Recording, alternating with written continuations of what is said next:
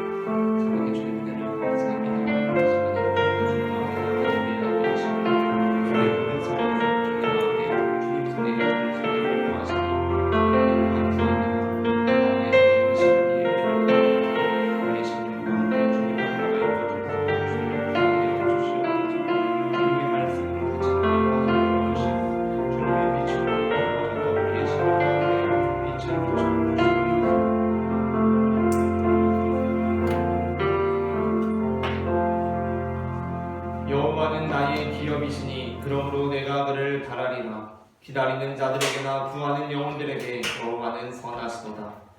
사람이 여호와의 구원을 바라고 잠잠히 기다림이 좋도다. 아멘. 아멘.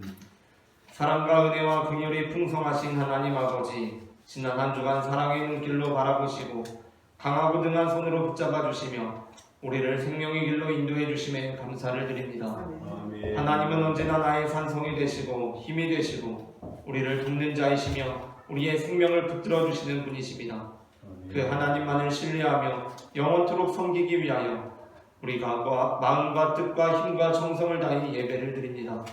아벨의 제사처럼 온전한 번제처럼 우리가 드리는 이 예배를 기쁘게 흠양하여 주옵소서. 아멘. 모든 영광을 삼위일체 하나님께 올려드리며 예수님의 이름으로 기원하옵나이다. 아멘.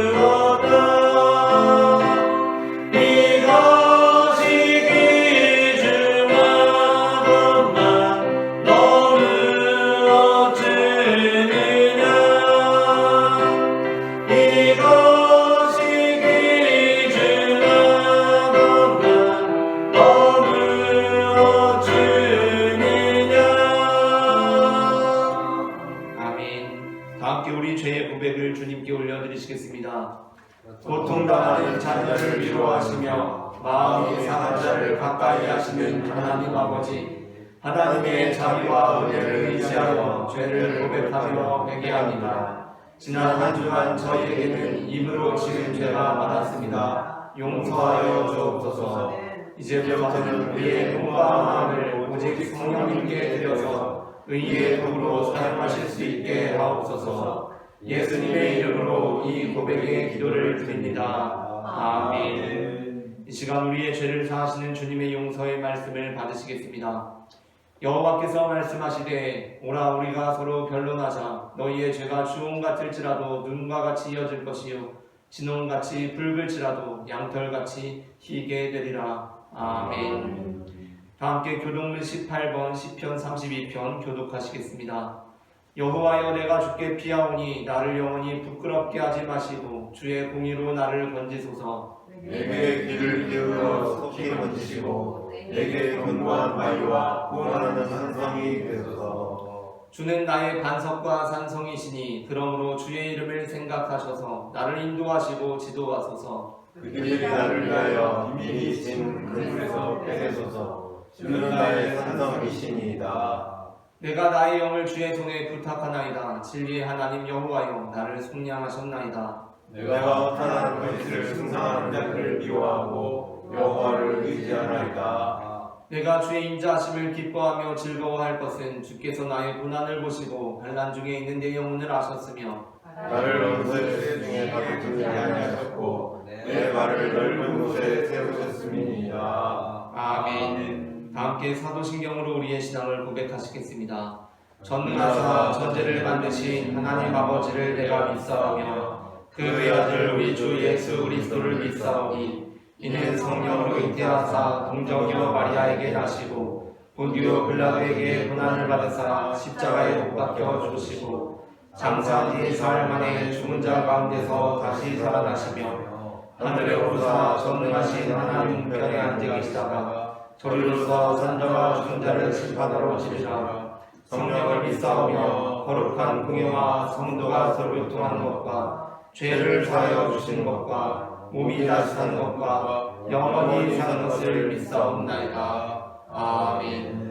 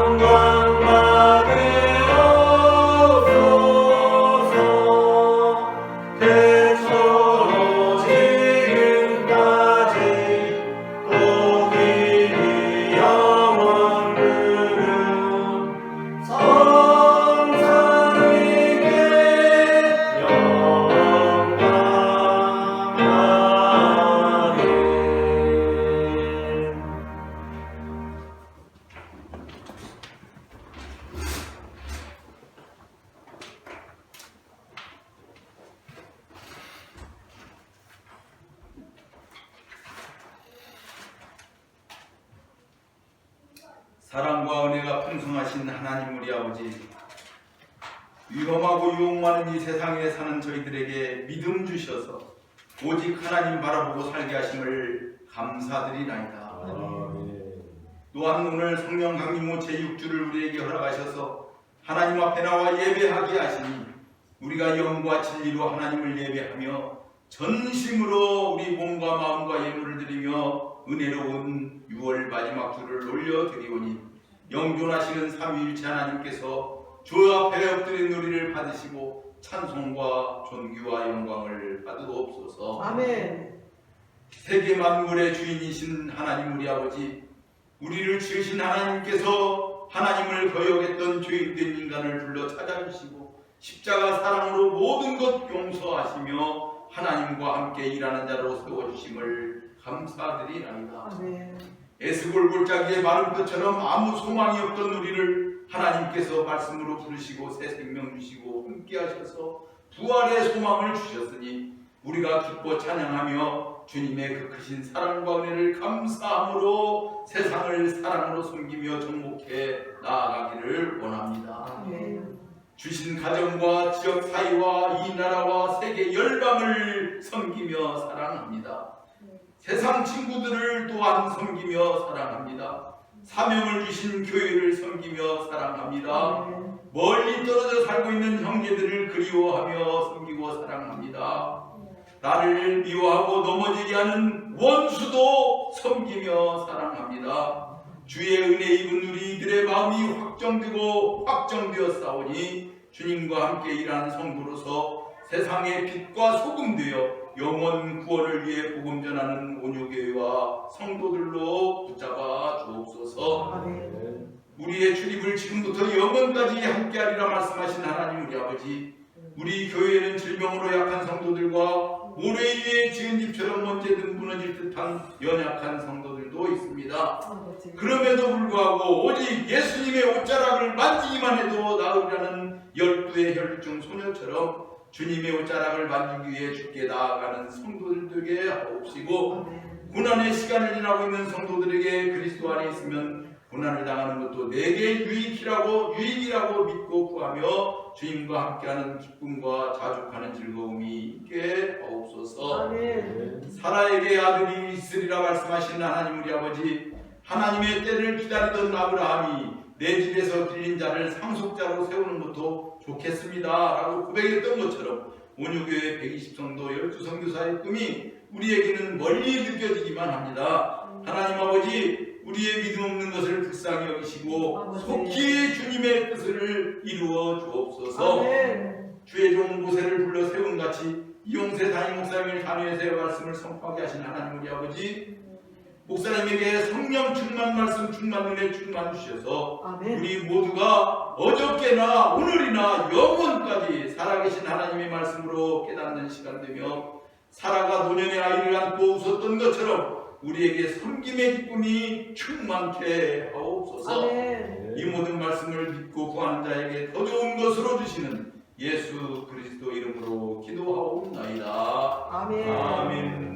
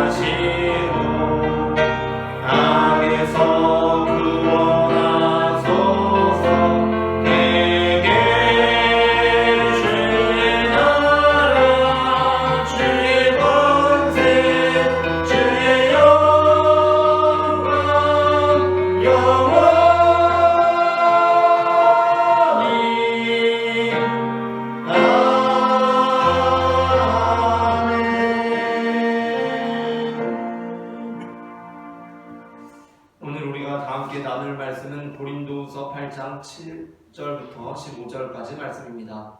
본문을 교독하시겠습니다. 오직 너희는 믿음과 말과 지식과 모든 간절함과 우리를 사랑하는 이 모든 일에 풍성한 것 같이 이 은혜에도 풍성하게 할지니라.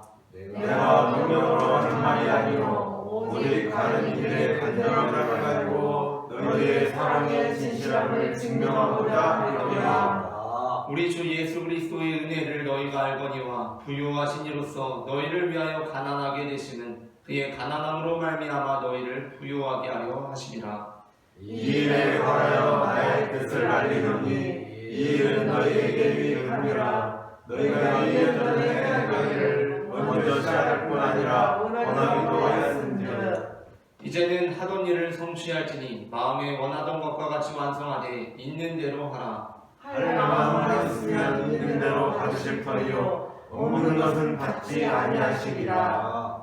이는 다른 사람들은 평안하게 하고 너희는 곤고하게 하려는 것이 아니요 균등하게 하려 함이니 이제 너희의 넉넉함으로 그들의 부족한 것을 보충하면 후에 그들의 넉넉한 것으로 너희의 부족한 것을 충만하게 균등하게 하려 함이라. 함께 읽겠습니다. 기록된 같이 많이 얻은 자도 남지 아니하였고 적게 얻은 자도 모자라지 아니하였느니라. 아멘. 이스라엘의 초대 왕이었던 사울은 하나님의 말씀에 순종하지 않으므로 하나님으로부터 버림을 받게 됩니다. 하지만 사울의 뒤를 이어 이스라엘의 왕이 되었던 다윗은 하나님의 말씀에 순종하지 않았음에도 버림을 받지 않았습니다. 더군다나 우리가 볼 때 사울의 죄는 다윗의 죄보다 가벼워 보입니다. 다윗이 지은 죄가 무엇입니까? 이미 남편이 있는 여자 밧세바와 간음하고 또 그 남편 우리아를 살인한 것이었습니다. 반면 사울의 죄는 무엇입니까? 사울의 죄는 하나님께서 아말렉과의 전투에서 모든 것을 진멸하라 하셨는데 진멸하지는 않은 것이었습니다. 그러나 하나님께서는 다윗을 버리지는 않으셨지만 사울은 버리셨습니다. 그래서 바로 이 지점에서 하나님께서 다윗은 버리지 않으셨는데 왜 사울은 버리셨는가 하는 질문이 되게 됩니다.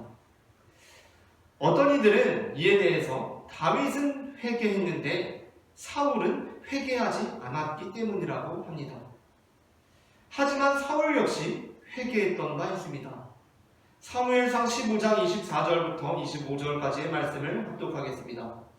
사울이 사무엘에게 이르되 내가 범죄하였나이다. 내가 여호와의 명령과 당신의 말씀을 어긴 것은 내가 백성을 두려워하여 그들의 말을 청종하였음이니이다. 청하오니 지금 내 죄를 사하고 나와 함께 돌아가서 나로 하여금 여호와께 경배하게 하소서 하니. 아멘. 사울도 바로 회개합니다.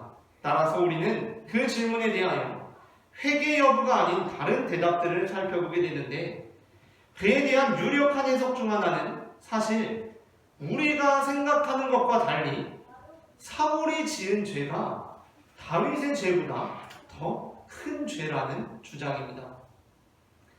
앞서 언급한 대로 우리가 볼 때는 다윗이 사울보다 더 큰 죄를 지은 것 같습니다.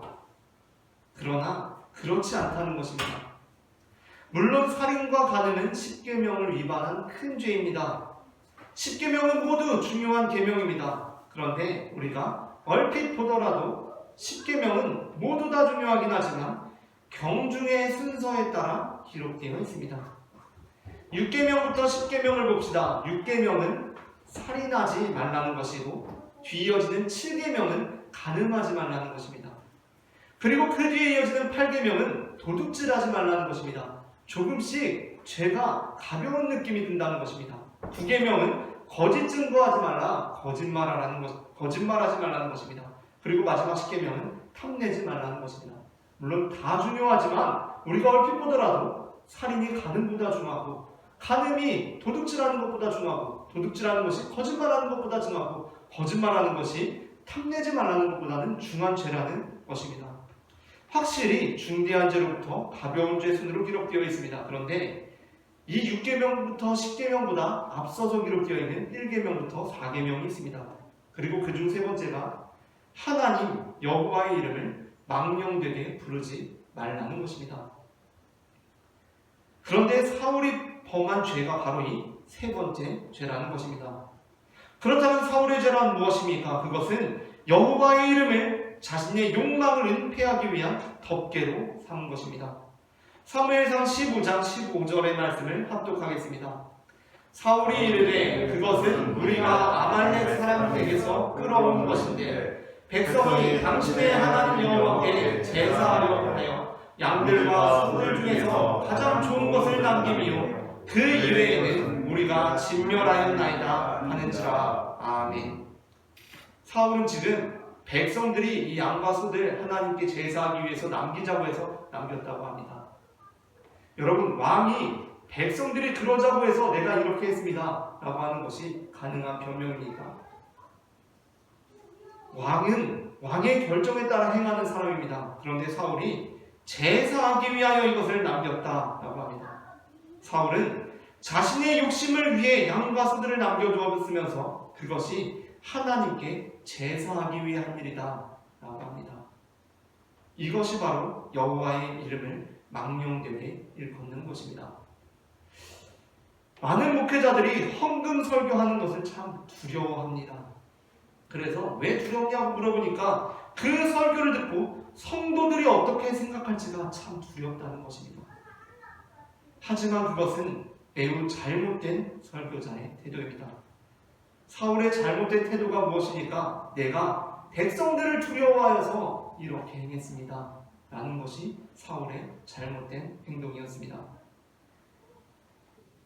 목사가 헌금 설교하는 것을 두려워해야 하는 것은 맞습니다. 그러나 목사는 성도들을 두려워해서는 안 됩니다. 목사는 하나님 앞에서 이 설교를 하는 것을 두려워해야 합니다. 내가 나의 욕망을 은폐하기 위해 여호와 하나님의 이름을 망령되게 일컫고 있는 것은 아닌지 두려워해야 한다는 것입니다. 오늘 우리는 부유하신 이로서 가난하게 되심이라는 제목으로 특별히 헌금에 관한 설교를 나눕니다.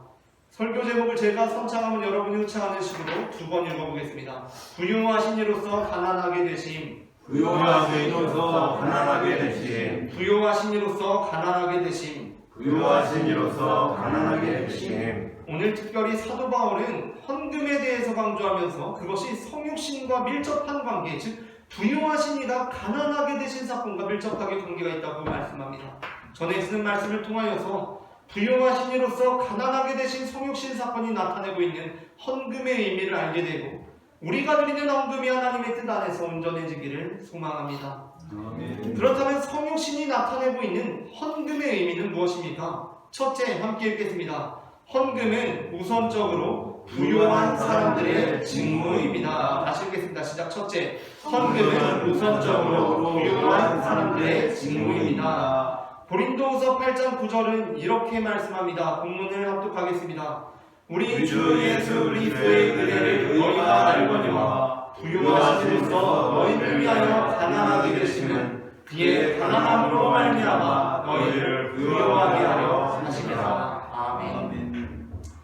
물론 우리는 부유하지 않음에도 헌금할 수 있음을 알고 있습니다. 그래서 우리는 부유해서 다 쓰고 남은 것을 헌금하는 것이 아니라 비록 우리는 가난하지만 먼저 우리 받은 것의 일부를 구별하여 하나님께 거룩하게 드립니다. 그러나 사도 바울이 성육신과 헌금을 관련지으면서 우리에게 핵심적으로 가르쳐주고 있는 것은 헌금이라는 것은 부유하신 이가 가난하게 되신 사건과 같다는 것입니다. 그러니까 헌금은 가난한 사람들이 아니라 부유한 사람들에게 우선적으로 해당되는 말씀이라는 것입니다. 저는 전도사 사역을 하면서 월 60만 원을 받고 6만 원 11조 하던 시절이 있었습니다. 그러나 제가 60만 원에서 6만 원을 떼어서 11조를 할 수 있었던 이유가 있습니다. 그것은 부모님께서 서울에 저와 누나가 살 수 있도록 전셋집을 얻어주셨기 때문에 저는 별도로 월세를 내지 않아도 됐기 때문입니다. 또 심지어 공과금을 비롯해서 기본적인 생활비를 다 직장 생활하고 있는 누나가 다 대고 있었기 때문에 저는 거기에 신세를 질 수 있었기 때문입니다. 또 수중에 돈이 부족하면 언제라도 부모님께 도움을 청할 수 있었기 때문입니다. 그렇기 때문에 저는 전도사 시절에 60만 원 벌어서 6만 원 11조 하면서도 한 청년이 서울에서 대학을 다니면서 월 80만 원 아르바이트 급여로 고시원비도 내고 또 시골 부모님과 동생들 생활비도 보태드려야 하기에 너무나 빠듯한 형편을 말하면서 전도사님 그래도 11조는 꼭 해야겠죠? 라고 저에게 물어보았을 때 제가 그 상황에 참아 당연하죠 11조는 하나님의 것입니다 라고 말할 수가 없었습니다. 사실 이러한 질문에는 전형적인 답변이 있습니다. 그것은 형제님, 월 80만 원에서 8만 원 헌금할 수 있어야 하나님께서 월 800만 원을 벌 수 있는 은혜를 주시고, 그때 또 형제님은 80만 원 11조 하실 수 있는 것입니다. 월 8만 원도 헌금하지 못하는 형제님이 월 80만 원 헌금하실 수 있으시겠습니까? 그렇다면 하나님께서 형제님께 월 800만 원 버실 은혜를 주실까요? 이런 논리입니다. 그러나 사실 월 800만 원에서 80만 원 헌금하는 것만큼 80만 원에서 8만 원 헌금하는 것도 상황에 따라서는 힘든 일일 수 있습니다. 아니, 어떤 경우에는 800에서 80 헌금하는 것보다 80에서 8만 원 헌금하는 것이 더 힘들 수도 있습니다. 예수님께서는 누가복음 21장 1절부터 4절에서 어떤 가난한 과부가 헌금함에 2랩돈을, 우리 지금으로 치면 한 10,000원 정도 넣는 것을 보시고 그 과부를 칭찬하셨습니다. 그 이유는 그녀가 생활비 전부, 곧 삶 전체를 넣었기 때문이었습니다. 그러므로 이 말씀은, 이 누가복음의 말씀은 우리가 없는 중에도 우리의 일부를 쪼개서 하나님께 드려야 한다는 말씀이 아닙니다. 이는 우리가 우리의 재물 중 일부가 아닌 우리의 생활비 전체, 곧 다르게 번역될 수 있는 우리의 생활 전체, 우리의 삶 전체를 하나님께 드려야 한다는 말씀입니다. 그렇게 예수님께서는 가난한 과부의 헌신을 칭찬하시면서도 가난한 과부의 헌금을 강요하는 서기관들에 대해 심판을 말씀하십니다. 과부에 관한 말씀에 바로 앞서는 20장 45절부터 47절 말씀을 제가 한 절, 여러분이 한 절 교독하시고 마지막 절 함께 읽겠습니다. 모든 백성이 들을 때에 예수께서 그 제자들에게 이르시되 흰 옷을 입고 다니는 것을 원하며 시장에서 문안 만든 것과 땅의 높은 자리와 한치의 일자리를 구하는 성도들을 삼가라. 함께 읽겠습니다. 그들은 과부의 가사를 삼키며 외식으로 길게 기도하니 그들은 더 엄중한 심판을 받으리라 하시니라. 아멘. 그러므로 가장 부유하신 이께서 그 부유하심을 인하여 가난한 우리에게 모든 것을 줄 수 있으셨던 것처럼 헌금은 부유한 이들에 의해 이루어져야 하고, 가난한 자들은 헌금에 대한 과도한 부담을 느껴서는 안 되며, 가난한 사람들은 그 부유한 자들의 헌금을 통한 혜택을 입는 사람들이 되어야 합니다. 신명기 24장 19절부터 21절에는 헌금에 대한 가장 기본적인 자세가 이렇게 기록되어 있습니다. 본문을 교독하겠습니다. 네가 밭에서 곡식을 벨 때에 그 한 뭇을 밭에 잊어버렸거든 다시 가서 가져오지 말고 나그네와 고아와 과부를 위하여 남겨두라. 그리하면 내 하나님 여호와께서 내 손으로 하는 모든 일에 복을 내리시리라. 내가 내 감람나무를 건 후에 그 가지를 다시 살리지 말고 그 남은 것은 객과 고아와 과부를 위하여 함께 남겨두라. 읽겠습니다. 내가 내 포도원의 포도를 딴 후에 그 남은 것을 다시 따지 말고 객과 고아와 과부를 위하여 남겨두라.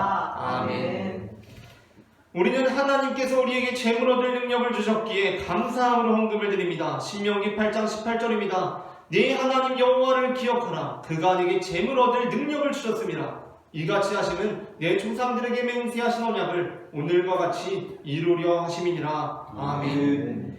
그렇게 우리는 우리의 부요함이 우리만의 것이 아니라 가난한 이들도 함께 누릴 수 있는 은혜라고 믿으며 하나님 앞에 빈손으로 나가지 않습니다. 신명기 16장 13절부터 17절을 교독하겠습니다.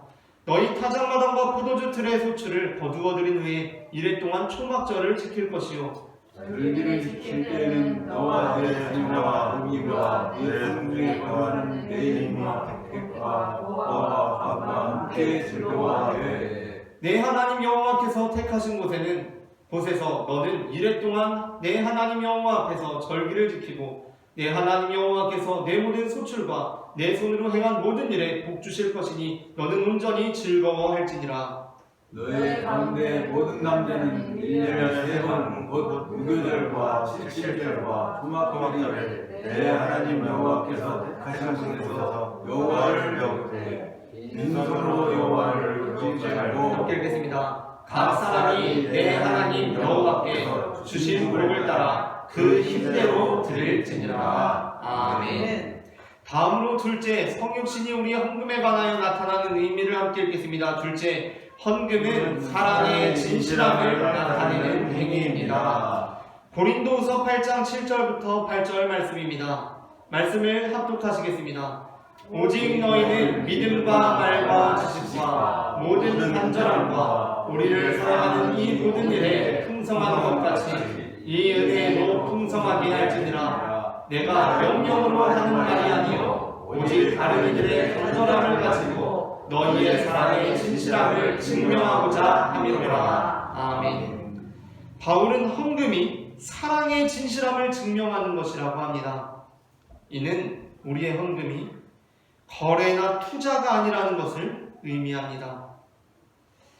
물론 성경에는 헌금이 거래나 투자인 것처럼 느껴지게 하는 본문들이 있는 것도 사실입니다. 그중 대표적인 본문이 고린도후서 이번 본문의 주제가 그대로 이어지고 있는 9장 6절에 나옵니다. 9장 6절 말씀을 합독하겠습니다.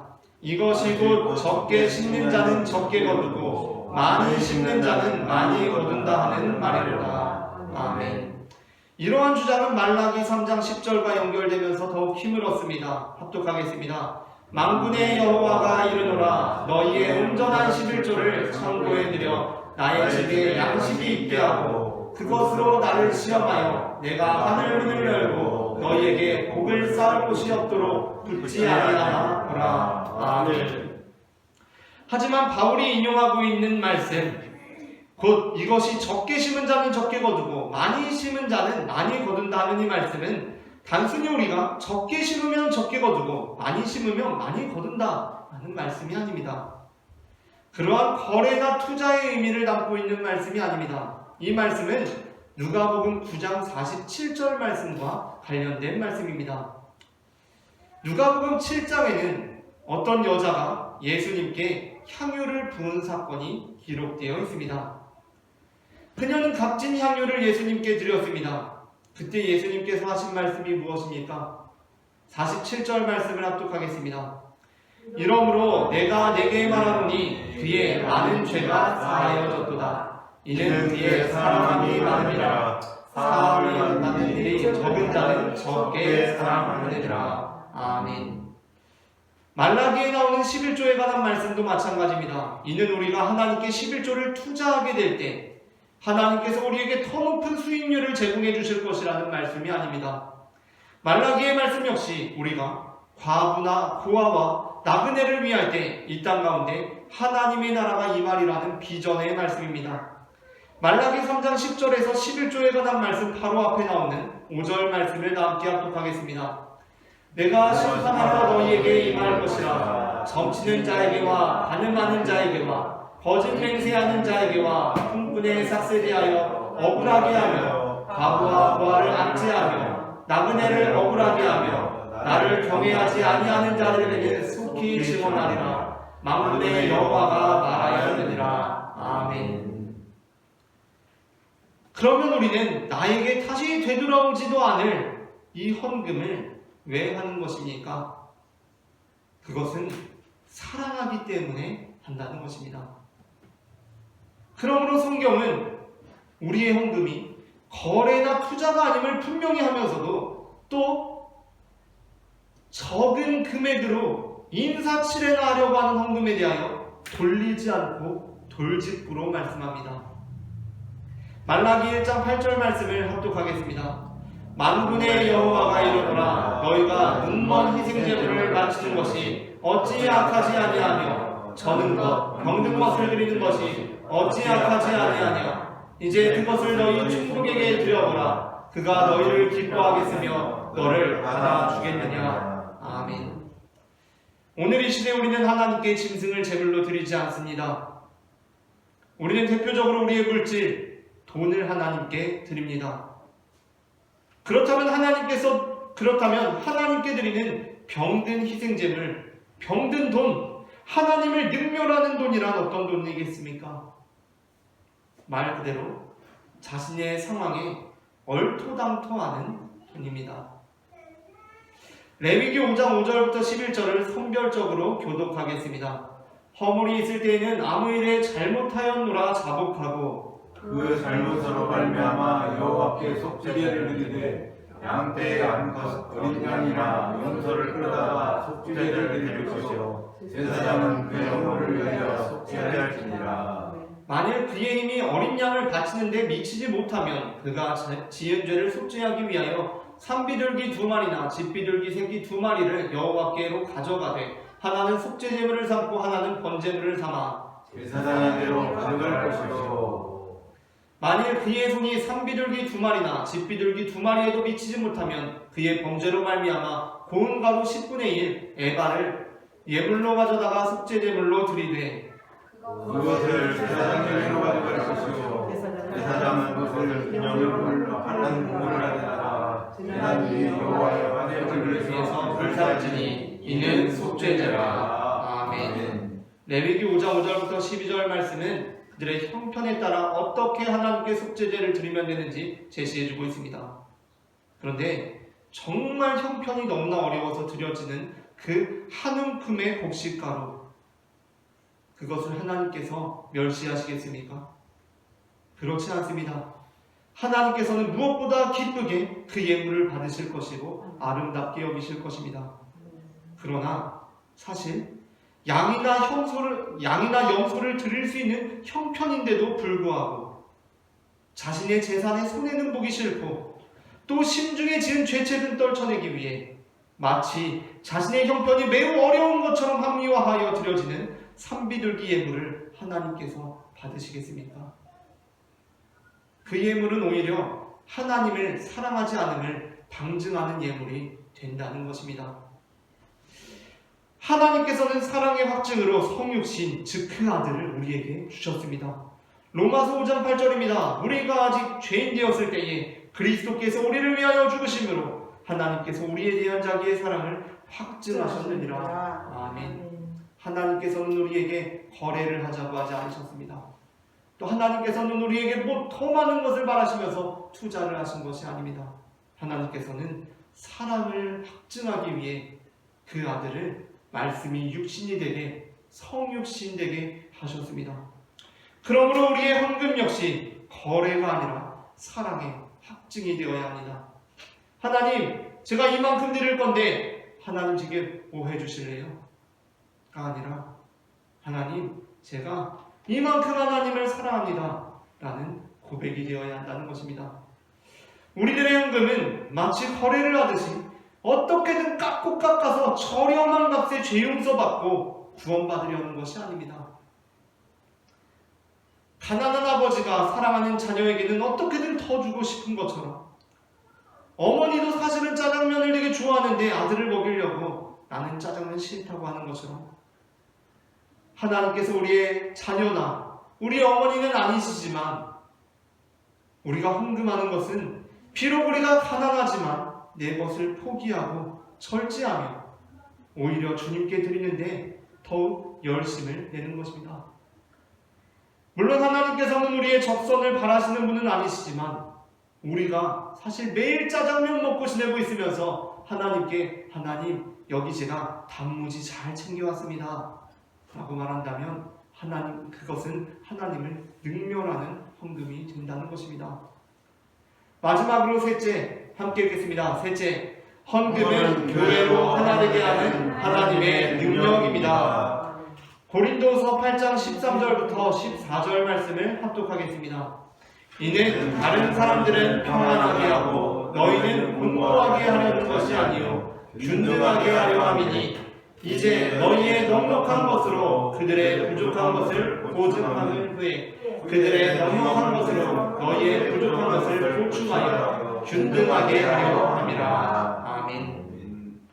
바울은 고린도 교회가 1년 전에 작정했던 예루살렘 교회 후원헌금을 이제 그 목적에 따라 달성할 것을 독려하고 있습니다. 고린도 교회가 1년 전에 예루살렘 교회가 어려움에 처했다는 소식을 듣고 이제 우리가 예루살렘 교회를 도와주자 하고 헌금을 작정하였습니다. 그런데 그 가운데 분란이 생겨나면서 고린도 교회 가운데 분란이 생겨나면서 예루살렘 교회의 헌금, 작정헌금은 이제 까맣게 잊어버리고 그게 뒷길로 밀려나게 된 것입니다. 그 상황 속에서 사도 바울은 너희가 1년 전에 작정했던 것, 너희가 기쁜 마음으로 행하려고 했던 것, 그것을 이제 너희가 그 목적을 달성해야 한다라고 독려하면서 우리가 헌금을 하는 이유는 서로 균등하게 하려 합니다 라고 말씀합니다.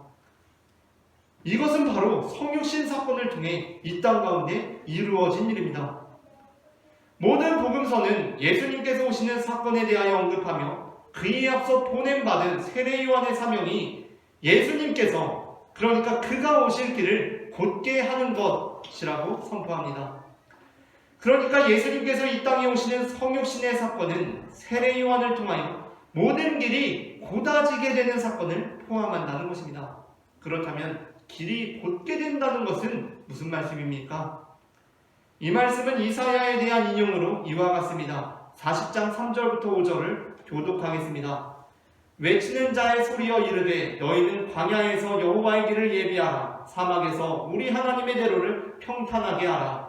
물자리마다 도두어지며 산마다 언덕마다 낮아지며 오르지 아니하는 곳이 평탄하게 되며 험한 곳이 평지가 될 것이요. 함께 읽겠습니다. 여호와의 영광이 나타나고 모든 육체가 그것을 함께 보리라.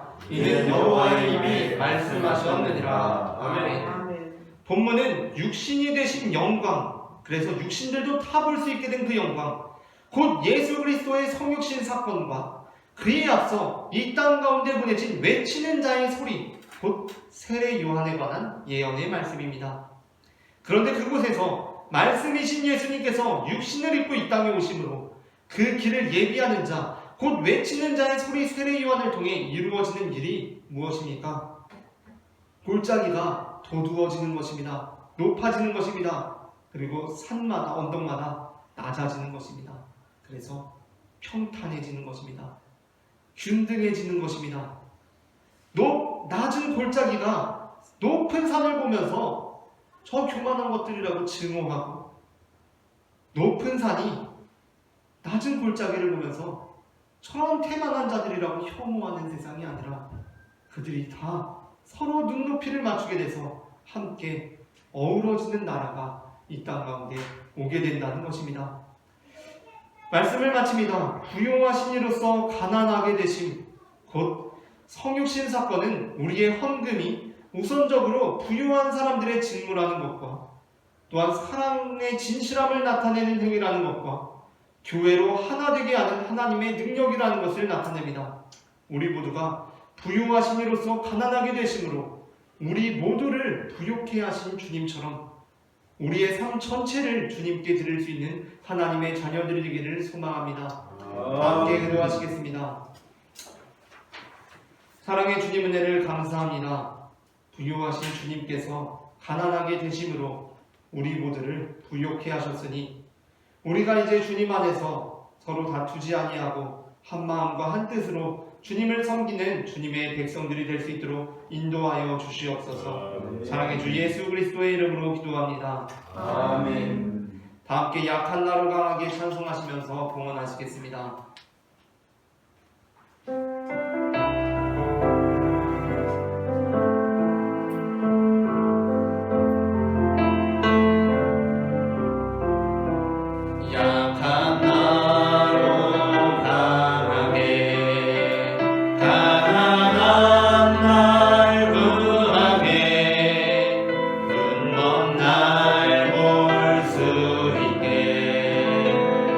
내게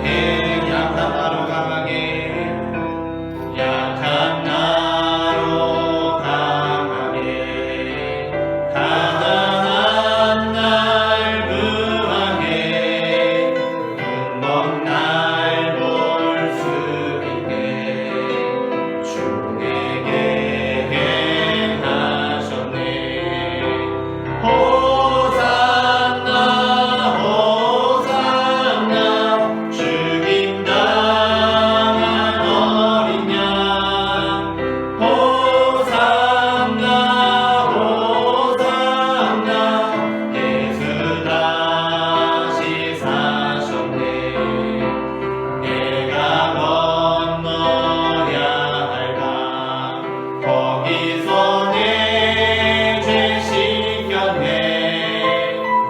이제 주의 사랑이 나를 향해 이르네. 깊은 강에서 주가 나를 일으키셨도다. 구원의 노래 부르니 수자유 주셨네.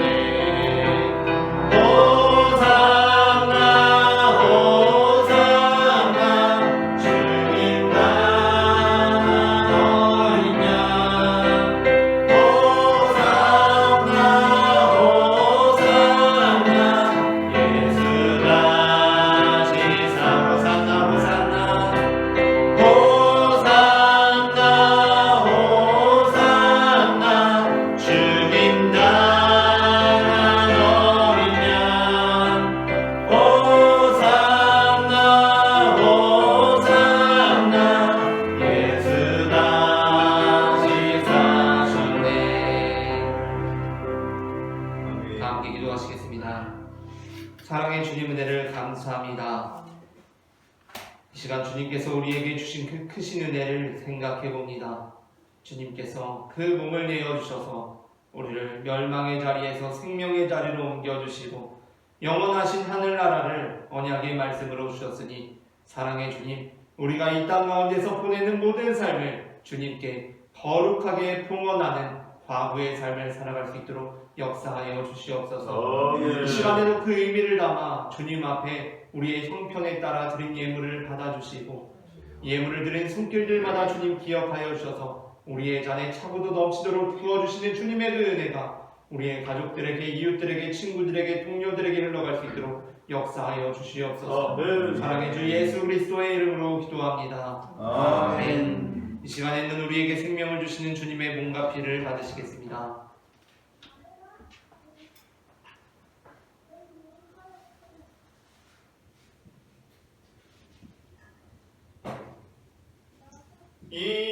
이것은 주님의 몸, 이것은 주님의 피, 이것을 먹고 마셔 주님의 생명 얻네.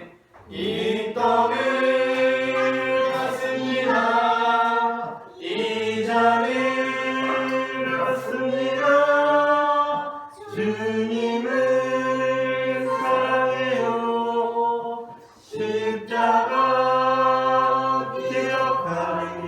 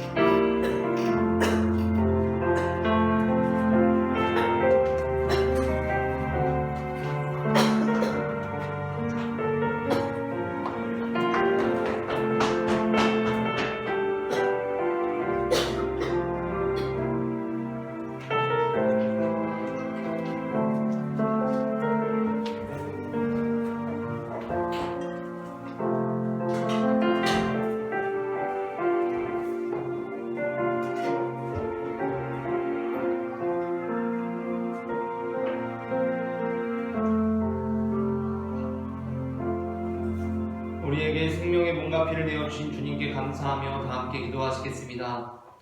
우리를 위해 생명을 주시는 하나님 아버지, 이 거룩한 시기에 감사드리오며 성령이 내려와서 새 사람을 하여 하늘나라가 이 땅 위에 임할 때까지 그리스도의 증인으로 살게 하여 주옵소서. 우리 주 예수 그리스도의 이름으로 기도합니다. 아멘. 다 함께 평화 인사 나누시겠습니다. 주님의 평화가 함께 하시기를 바랍니다. 주님의 평화가 함께 하시기를 바랍니다. 주님의 평화가 함께 하시기를 바랍니다.